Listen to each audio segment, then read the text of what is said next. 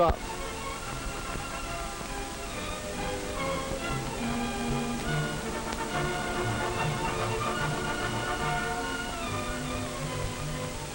There. That's real balance and poise. The teamwork we're watching represents one of many ways to build balance and poise, along with skill, strength, and general physical fitness. And there are other things to be gained from this sort of activity. And to find out what they are, let's meet some of the members of this group. This is Ernie Allen. Note the well-developed body, no surplus of soft fat. Here's Hal Thompson. Notice his alertness, his bright interest. And meet Jean Taylor. She's a living example of poise and confidence. Anyone in the Acrobatics Club could tell us a story of how much he has gained from it. But we'll concentrate on these three: Ernie, and Jean, and Hal. First, Ernie. A year or so ago, Ernie was in a rundown condition. He always seemed to have a cold or sore throat. Any sickness that was going the rounds was bound to get Ernie. And sometimes there were more serious illnesses. Finally, as Ernie was recovering from this one, the doctor suggested a 3-point program for health. Sleep, regular rest, right eating, a sound, balanced diet, and exercise when Ernie felt stronger. Ernie's instructor gave him the cues. Don't overtire. And while Ernie built himself up for the time when he could actually play basketball, he was learning the skills of the game. As time passed and Ernie grew stronger, he increased his daily quota of activity. And it's important that it be regular. And Ernie tried some exercises to supplement his sports program. Here's one to build up those abdominal muscles. It wasn't long before Ernie began to feel the benefits of his regular exercise. A little exercise every day. Here's a trunk stretching exercise to strengthen the nut muscles. See how the hips act as a pivot. Ernie still has a cold now and then, but now that he's stronger, he can shake off illnesses more readily. Ernie found that he could build good health and enjoy it. And certainly everyone here has sound health. Exercise builds good health. What about Jean Taylor? What's her story?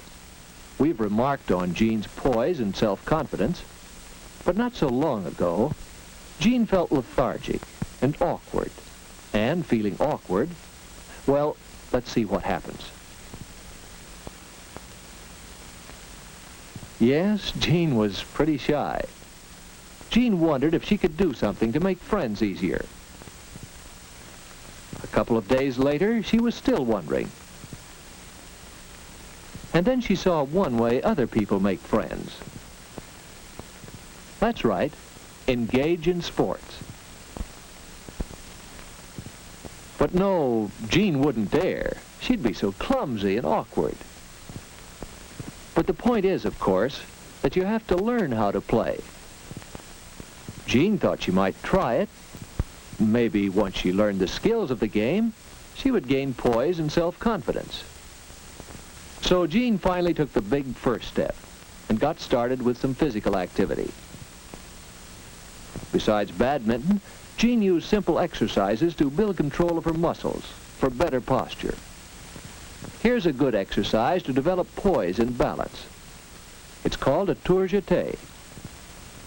Over a period of days, try to increase the number of times you can do this before getting tired. Jean's exercises improved her badminton and her poise. She had started out wanting to meet a few people, to make friends. So when Hal invited her to join the Acrobatics Club, don't think Jean wasn't pleased. Yes, Jean made social contacts and friends. That's another way exercise has helped. Jean's a happier girl, as well as a healthier one. Now, what got Hal started with the Acrobatics Club?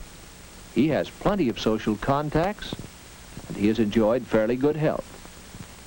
So what was his need for physical activity? Not long ago, Hal was all work and no play. He took his studies seriously, which is all right, except that he didn't give himself time for anything else. Study, study, study. And then, after school, a job, filing papers. And that work is no more active than studying. So it's not surprising that Hal began to make mistakes. He had a steady diet of thinking, and he had no release for nervous energy. He became tense and irritable.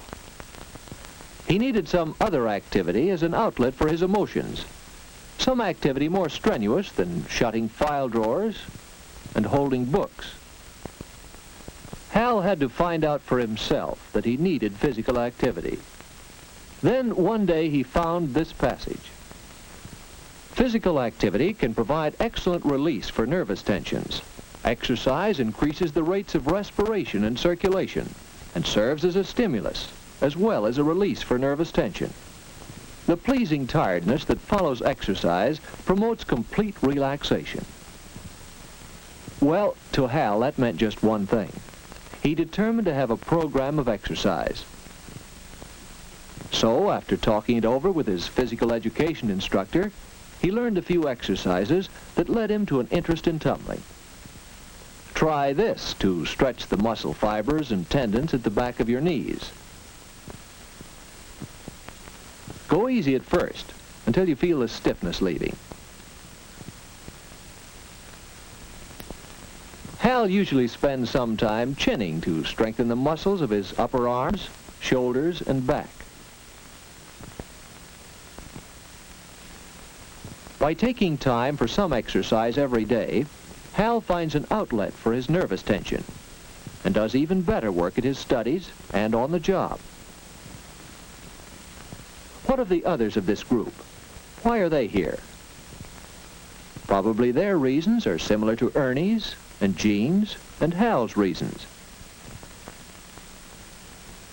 Perhaps they want exercise to increase their strength and endurance and to improve their balance and flexibility. Perhaps they want to establish outlets for their emotional tensions. Perhaps they want to gain poise and self-confidence and meet new friends.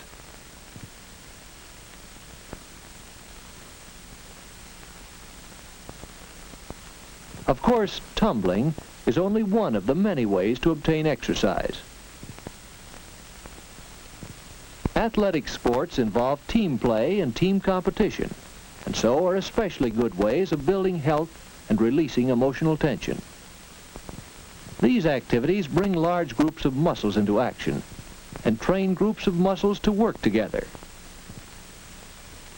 And milder, less vigorous sports still have the advantage of outdoor activity. And although not everyone can take part in team athletics, almost anyone can find some source of exercise with little or no equipment. Talk it over with your physical education instructor or your doctor. It's up to you to see that your body gets the activity it needs for better physical and mental health.